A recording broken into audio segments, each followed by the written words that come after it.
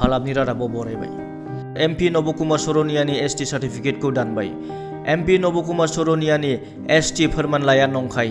दावराव देख्रेब नार्जारी आरो जनकलाल नार्जारीनि नाजानायाव एमपि नबकुमार सरनियानि एसटि मानदान्दा होनायखौ बोखारनाय जाबाय। एमपि नबकुमार सरनियाया नंखाय फोरमानलाइजों क'क्राझार लकसभा बियाबाव खेबनै एमपि जादोंमोन। बिथांमोना गुबुन गुबुन बर' आफादफोर आरो राजखान्थियारि दोलोफोरनि हेफाजाब गैयैनि गेजेरजोंबो बे रायखौ मोनफुंनो हादों। खुलुमबाय थाबाय। जोङो नैबे आदानि नाजानायाव बुंनो थाङोब्ला जोङो बे खामानिखौ जों नुदों, ओमफ्राय खामानि मावनो हागोन बादिखौ जोंबो सानाखिमोन। उनाव बे आदानि जेसेबां नाजानाय, आदानि जेसेबांखिनि बे गासिबो आयेन थाइननि खोथाफोरखौ मिथिनानै जोङो आंबो मोनसे साहस खालामफाबाय जे बे जोंनि थाखाय जों PIL केस होदोंमोन। बे PIL केसाव हाइकर्टआ होनबाय जे PIL केसाव जोङो बे PIL केसखौ जों अर्डार होबाय 2023 मार्चनि दायो 24 जालायबाय। 23 मार्चनि 1 थारिखआव जों अर्डार होबाय जि बे सरनिया नङै माने कमिउनिटि, जाय कमिउनिटिया एसटि नङा बिसोरनो मानो सार्टिफिकेट होदों होननानै जोंहा कर्टआव बुंबाय।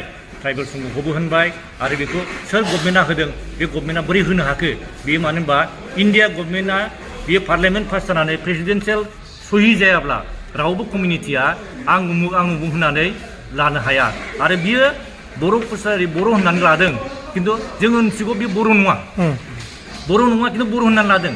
दाना बोरै नोङो गुबुननि नाम लानानै, गुबुननि कमिउनिटिनि, गुबुन जाथिनि नाम लानानै गुबुन जाथिया बेखौ बे सार्टिफिकेटखौ लानो हाया? नङाबाथ' गोबाङानो लानो हागौ, हागौमोन जे जोंबो बर' कसारि होननानै दा लानो हाया। दा अनेकानो दं बिदि बिनाय, खिन्थु बिदि लानो हागौ। दा जों होनबाय बे नङा, आरो नंगौबा बियो बर' बानायनाय नङामोन। मानो होनबा जुदि बर'ब्ला, बर'नि ब्लाडब्ला, जुदि बर'नि फिसाब्ला बे हय बियो सरनिया जादों जानो हागौ, बर'आबो सरनिया जादों, राभाया सरनिया जादों, लालुङाव सरनियाबा सोरबा दास लेखाफ्राबो आसामाव असमिया मानसि, नलबारिया बरपेटा मानसियाबो सरनिया जादों। खिन्थु बिसोरो बर' नङा। खिन्थु जाय बर'आ बे बर'खाब्ला बियो माब्लाबाबो बर'आव थांनाय नङामोन, दानाय नङामोन। जों बाहायनो जों सन्देह खालामबाय बे मानसिया बर'ब्ला, बर' सार्टिफिकेट लानानै एसटि जादोंब्ला बे बर'नि बर' दानाय नङामोन। ओंखायनो बे निस्सय बर' नङा होननानै जोङो बेखौ नांथाबथारदों, जों बेखौ खालामनांगौ। आरो बेबायदि थायोब्ला बियो दा जेरै 10 बोसोराव जोंखौ ओरैबायदि लस खालामना होबाय, डिप्राइभ खालामना होबाय जे जोंनि मोननांगौ मोन्थाइफोरखौ, जोंनि एसटिनि मोन्थाइफोरखौ बे दंस' खालामना होबाय। बिनि थाखाय जोंहा बिराद गोसोआव दुखु मोननाय, गाबखांनाय थाबाय थादों। जों माब्ला हानो जों जानो गैया, लोंनो सुख गैया, जों बिदि जादों। जोङो दिनै गुवाहाटियाव दैलि जोङो फुङाव फैनानै मोनायाव थांफिननांगौ जादों। एखम्बा जों हर थानांगौब्ला जों थानो हाया, जों थांफिनबोदांदों, बिराद खस्थ' मोनदों। थेवबो जों बेखौ नेवसिदों। बे आदाखौ दा बुंनो हागौ आदाया जेरै रिटायार जानानै दिनै 74-75 इयार्स जाबाय, थेवबो बियो माब्लाबो नांलालै मेंबायलै, नांला दोननोसै थाथोंसै होननानै बुङाखै।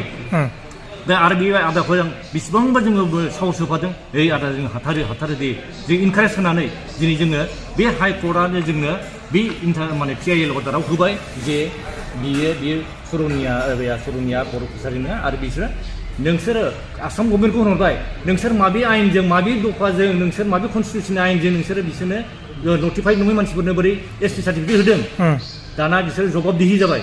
होमबा बिसोरो 7 दिन टाइम लादों। 7 दिन टाइम लानो होनबाय जोङो, ओमफ्राय 7 दिन हाइकर्टआ टाइम हरदों।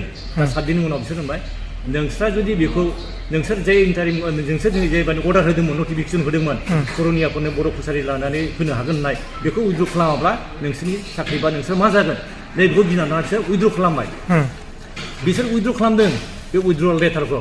खिन्थु जों ओरैबायदि खालामबावदोंमोनबा जोङो चेलेन्ज खालामनो हागौमोन, नोंसोर बे उइद्र'ल खालामबोबायब्ला, उइद्र'ल खालामनानै एथ' गिदिर क्राइम खालामनाय बायदि जोंनि जाथिखौ दंस' खालामबाय। खिन्थु बे उइद्र' खालामनायजोंनो बिस्रा गबाय। उइद्र' खालामनाय माने ओरैबायदि सरनिया जाथिफोरनो जों होदोंमोन भुल क्रमे, खिन्थु जों उइद्र' खालामना लाबाय, माने गैला। बे समनिफ्रायनो गैखालामोन।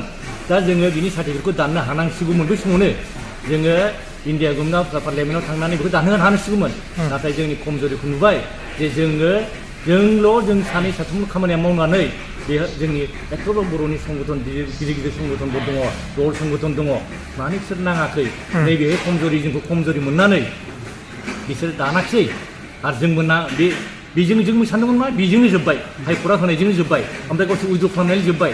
दाना ओमफ्राय उइद्र' खालामनानैल' जोबा, मानो होनबा बे मानसि सासे MP जालायनाय बे भट गेलेनानै देरहानाय दा बेखौ इन्डिभिजुवेल बिनि केसखौ दाननांगौ दा इन्डिभिजुवेल बिनि सार्टिफिकेटखौ दाननांगौ मारै दानगोन नैबे स्टेट लेभेल स्क्रुटिनि कमिटिया दाना जों हाइकर्ट मोनदोंब्लाबो जों दुगा जानो हायाखै जों रंजायाखै जों हाइकर्टआव देरहाबाय जों देरहानायखौल' जों बुंदों जे जों देरहाबाय बे समाव आदाया बिराद बेमार लोमदों दिसपुराव बिनि मानसि जोब हाइकर्टआव बिनि मानसि जोब थेवबो जों थाखोमानानै लास्ट पर्यन्त जों थेवबो चेलेन्ज खालामदों जे जोङो कर्टआ जोंनो सानसे जोंनो बे जों बे कर्टनि बे आयेनजों जों देरहाथारगोन जोंहा बे बिश्वासखौ लानानै जों दिनै हाइकर्टखौ जों धन्यबाद होयो आरो दिनै जोङो स्क्रुटिनि कमिटिया बे हाइकर्टनि अर्डार मथेनो बिसोर कन्टेम्पआव जों जेला होबाय कन्टेम्पखौ दोननो हादोंमोन कन्टेम्पखौ बेसेबां गोबाव दोनदों बिसोरो 6 मास 7 मास 8 मास 10 माससिम दोनदों दोननायनि उनाव कन्टेम्पखौ दा लास्ट पर्यन्त जोंनि उकिला आरो प्रसेस खालामबावनानै खायदा खालामबावनानै माबे आयेनजों माबे रुलजों माबा खालामनो हायो बेखौ खालामबावना हरबाय बे हरनाय लोगो लोगोसो दा बिसोरो बे दानबाय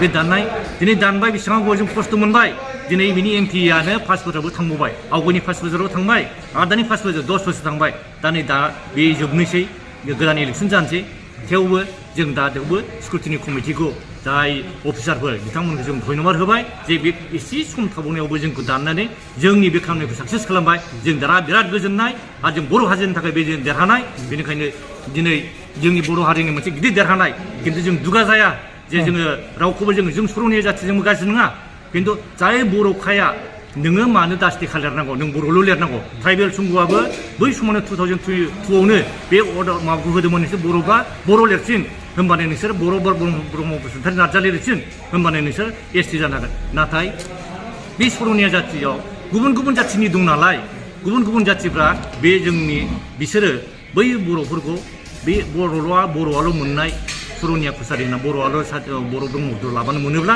गावसोर थाबोगोन ओंखायनो बिसोरखौबो बिसोरो नारथानानै दोनदों जायनि थाखाय बे बर' मानसिफ्राबो सर'नि ब्रह्म बसुमतारी दासिमबो लिराखै आरो बे लिरैनि थाखाय बिसोरो दा जोंजों बेबादि बिसोरो गावसोरनो अलखदाव गोलैनानै दं गावसोरनो बे अलखदाव गोलैनायनि थाखाय बिसोर दा STखौ बिबाय थादों खिन्थु बै गुबुन जाय कमिउनिटिनि मानसि बिसोर मोनखाया खिन्थु जोंनि बर' बा राभा बा लालुं जाय ST मानसिखा बिसोर मोननायनि बा बिसोरनि थाखाय जोङो जेबो जोंहा ट्राइबेल संघआ जेरैबा जोंनि बर'फ्रा जोंनि दल संगठनफ्रा जोंहा आपत्ति गैया जों सर'निया जाथिनिबो जोङो एगेन्स्ट नङा खिन्थु जोंना बेल' जे संबिधानाव जेखौ दं बिसोरो आयेनजों नांनानै लाबोदों बिसोरो संबिधानाव आयेन पास खालामनानै बा पार्लियामेन्ट पास खालामनानै लाबोदों होमबा नोंसोरबो जुदि ST मोनोब्ला नोंसोर लानायाव जोंहा आपत्ति गैया खिन्थु नोंसोरो जे इलिगेल भाबै लानानै आरो जों बर'नि लानानै बर'निनो उल्था मावबाय जुदि हय बियो बर' सार्टिफिकेट लादों बर' बादि मावोबा BTCनि एगेन्स्ट मावाबालानो बर' जाथिनि थाखाय मावोबा BTCनि थाखाय जुदि मावोमोनब्ला